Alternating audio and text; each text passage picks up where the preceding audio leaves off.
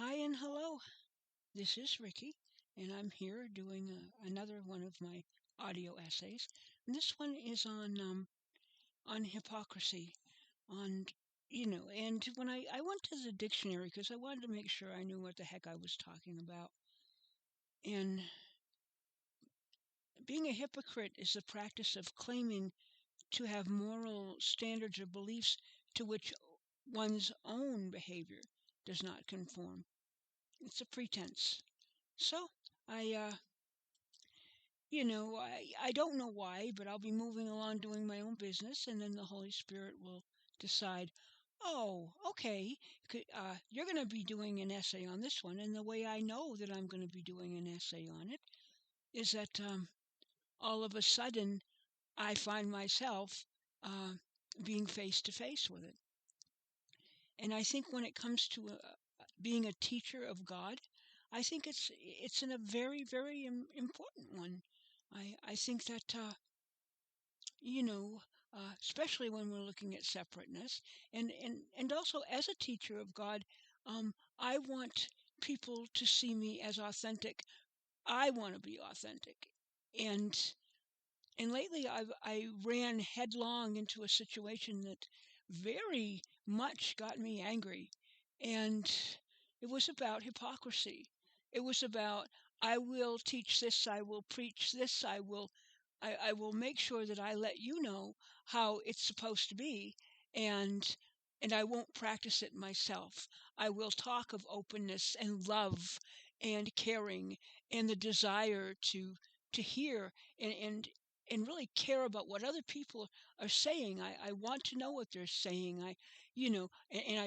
And coming from a place of preaching that and believing in that, and then turning around in the next breath and and like putting a collar on or keeping other people from sharing what they need to. Um, 2 seconds after I have turned around and said, "Oh, please, we want to hear from you. I have so much, need to hear what you have to say." But then, excuse me, behind the scenes, making it very clear that I don't want to hear what you have to say. That what you have to say scares me, and that so I'm going to let you know ahead of time, don't do it. But on the surface, I'm going to look like I'm open and loving and caring. And I want very much to know what you're saying. I care very much what you have to say. But the message loud and clear is just don't do it around around me.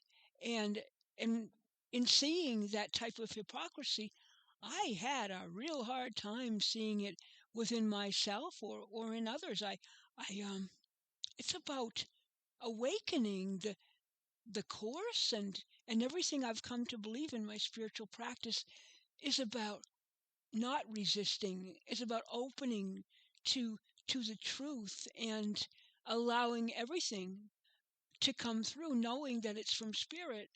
So when I found myself, you know, um, judging others for what I felt was not was not right. I had to look at my own hypocrisy.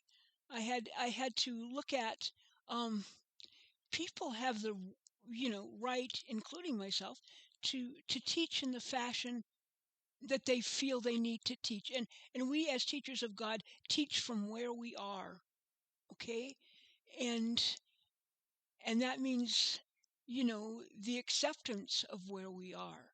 And I I'm having to learn to not judge. I'm having to learn to want to come from a message of oneness, of seeing us as one, and seeing things that I don't think are right. Realizing really, number one, I don't have a choice over what the hell happens. It is what it is, and two, that I need to find that place of neutral. I Because then I'm doing the same thing, don't you see? That if I'm coming from the place of, I want to hear what you have to hear until I think what you're doing sucks, then I'm not doing any better than the people that I was accusing of hypocrisy to begin with. So it's about letting people play in the playpen with me. you know, and just let them go forward in the way that is best for everyone. Um, this is a hard one.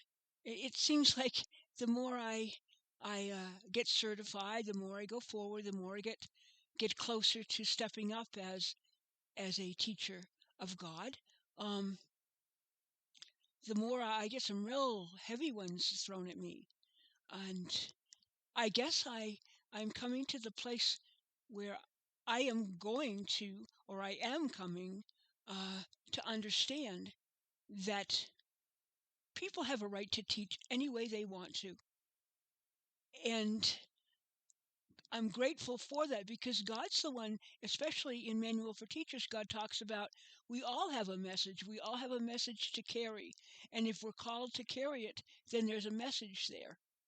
So who am I to say how the message should be carried? And if I'm going to come from a place of allowing anyone to teach in whatever fashion God has called them to, then I need to learn to leave this alone. You know, um, I do come from a place of wanting everyone to share, wanting everyone to have a message, wanting everyone to be able to come forward in whatever fashion they believe is correct because they're being called to share it. And who am I? And that's the thing that helps me to get out of the hypocrisy and back into the oneness is that who am I? Who determines? And it's clearly not me. I believe um, that everything is by design. I do not believe in free will. I think it's an illusion of free will, and I think that God decides. I think that who I am and who God has created me to be decides. No one else. No one else. I can't.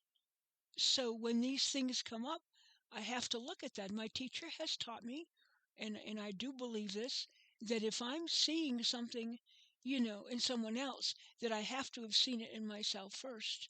And that goes for hypocrisy or anything else. You know, um, I want to be the very best teacher that God would have me be. Um, and the only thing I'm going to say is I'll make a deal with you. I will work on uh, my side of the street. I will work on um, being authentic and being transparent and truly sharing what the message I feel that needs to come through. And I will not um, stand in the way of anyone else sharing their message. You know, you share what you need to share, and I will share what I need to share. And I am working on coming from that place of if I'm telling you, please come here, come on up. I do want to hear what you have to say. That I'm not on the side saying, no, I don't want to hear what you have to say. I do not want to be, being separate is hard enough. I don't want to be Hippocratic on top of it. And I love you guys. You guys are so, so cool. And I'm really grateful that I've had this ability to share with you. And God bless you all.